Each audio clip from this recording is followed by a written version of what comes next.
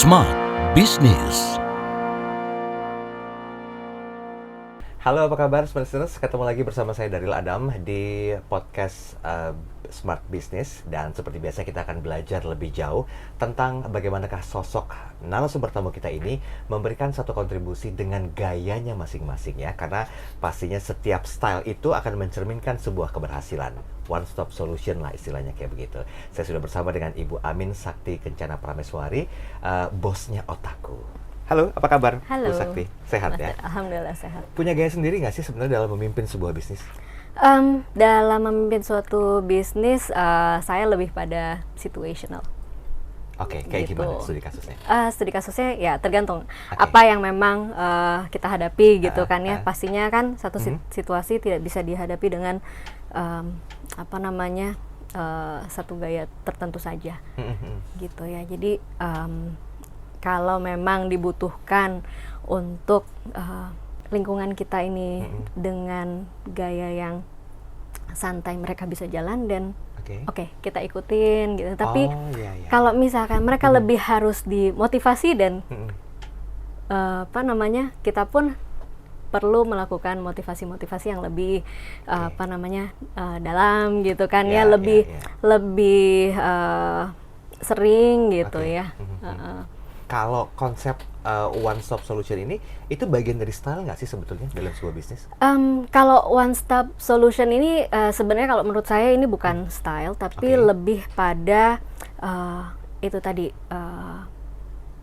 diferensiasi dari bisnis yang memang saya geluti gitu. Oke. Kenapa harus milih istilah one stop solution, Bu Sakti? Kan terkesan tuh kayaknya ada narsisnya juga, menggambarkan sebuah pride juga gitu kan. Lu nggak bisa kemana-mana, pilihannya di sini aja gitu. Bahasanya kan kayak gitu ya. Betul. Jadi kenapa one stop solution? Ya karena produk pariwisata itu sebenarnya banyak sekali gitu kan ya. Ada pesawat, ada tiket kereta, hotel, kemudian sewa mobil gitu kan ya. Dan kita nih kalau kita traveling kita butuh banyak sekali produk gitu. Nah, dan kita tuh capek banget kayaknya kalau misalkan harus pesawat di sini, kemudian hotel di sini, beda-beda gitu kan, very time consuming gitu kan ya. Nah, itu kenapa kita buat itu dalam satu platform gitu, dan juga marketnya juga Mas Daryl gitu kan. Misinya adalah waktu saya mendirikan Otaku ini, gimana caranya supaya sesama pelaku pariwisata tuh bisa saling support dalam satu platform.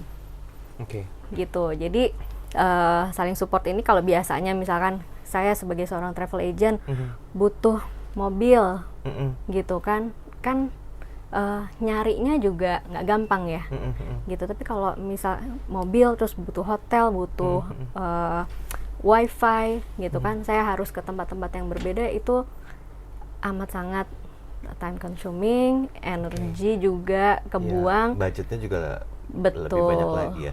Tapi riskan nggak sih kira-kira Bu Sakti dengan banyaknya ekosistem yang bergabung ya dalam sebuah bisnis dengan istilah one stop solution tadi? Kalau hemat saya sih ya dari kacamata awam, apakah mungkin ini tidak memberikan bisnis lain berkembang juga, Bu Sakti? Kalau menurut saya sih justru ini bisa itu tadi collaborate. Konsepnya gitu kolaborasi ya. berarti. Konsepnya kolaborasi gitu kan ya. Kalau susah atau enggaknya, itu tadi kita perlu punya satu SOP yang benar-benar workable gitu kan ya, dan juga it guarantees bahwa setiap pelaku ini benar-benar punya, yang pertama dia punya legalitas bagus, punya reputation juga bagus gitu kan ya, bisa dipercaya gitu kan, dan juga SOP kita yang lainnya gitu loh, terkait dengan misalnya pembayaran, karena kan kita pastinya akan terima pembayaran dari customer dulu, baru kita salurkan gitu kan, setelah hak dan kewajiban dari masing-masing parties ini sama-sama terpenuhi gitu. Tantangannya nih, ini masih dari perspektif saya ya, Bu Sakti ya. kan ada tanggung jawab lain yang juga perlu dipertahankan ketika menggabungkan atau istilahnya kan mengkolaborasikan semuanya, entah itu dari sisi hotelnya, kemudian juga apa kendaraannya, mobilnya, bla bla segala macamnya. Nah, pertanyaan besarnya, Ibu selaku ownernya, ini menjaga kualitas masing-masing nih bagaimana? Apakah memang harus ada brief dulu dengan kualitas grade yang nggak boleh diturunin ketika harus menservis konsumen atau bagaimana? Ya, oke. Jadi kalau dari sisi menjaga kualitas dari mitra-mitra gitu kan ya, tentunya mitra-mitra yang bekerja sama ini dia udah punya satu udah berdiri lah ya, udah established gitu kan ya. Contohnya misalnya kayak hotel gitu kan, mereka punya izin hotel bintang 5 ya bintang 5, dan mereka emang udah harus beroperasi seperti itu gitu kan ya. Sama rental mobil juga begitu gitu kan ya.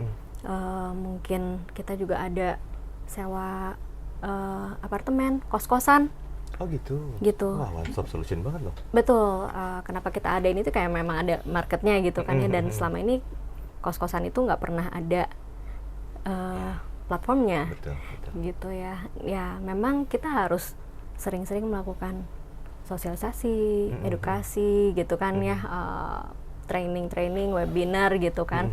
Dan juga memang challenge di kita adalah itu tadi, kalau misalkan mereka nggak sering membuka email atau bahkan nggak sering membuka platform gitu kan, mereka jadi nggak aware gitu. Nah, di kami kita siapin tim khusus mulai dari tim onboarding sampai dengan tim operasional hari-hari gitu. Jadi kalau misalkan ada terima inquiry atau terima ada transaksi lah gitu kan, ting gitu kan ya, kita lihat gitu, kita monitor. Kalau misalkan sampai batas waktu tertentu nggak direspon, dan tim kita yang akan hubungin langsung. Oh, oke. Gitu. Karena ya ini kan masih baru ya. Gitu, masih baru, masih apa namanya? Tahap transformasi lah, mendigitalisasikan bagaimana contohnya tour guide itu sekarang jualannya lewat platform.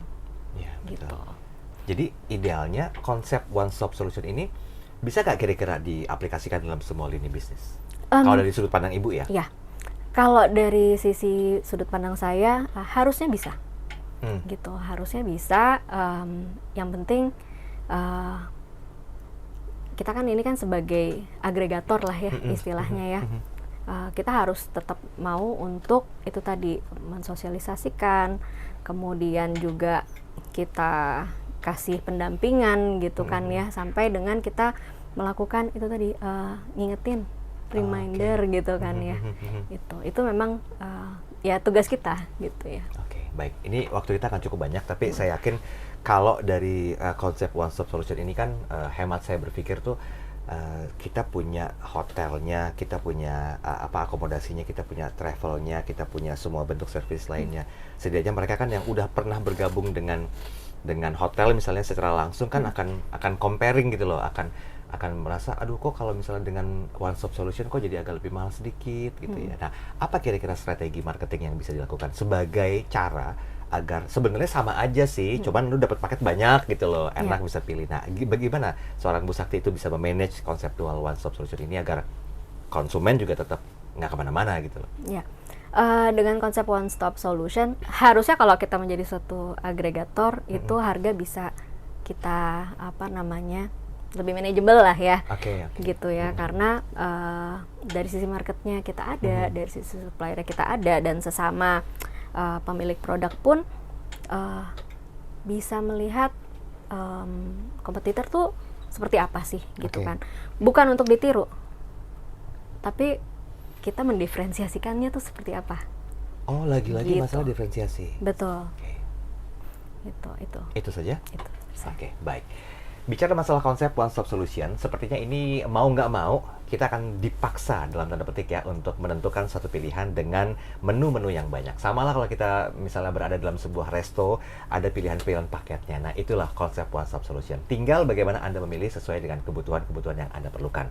Ingat, pilihan yang tepat tentunya menjadi sebuah hal bijak yang bisa Anda dapatkan, karena bentuk pelayanan pun pasti akan mengutamakan kualitasnya. Sampai ketemu di bincang berikutnya.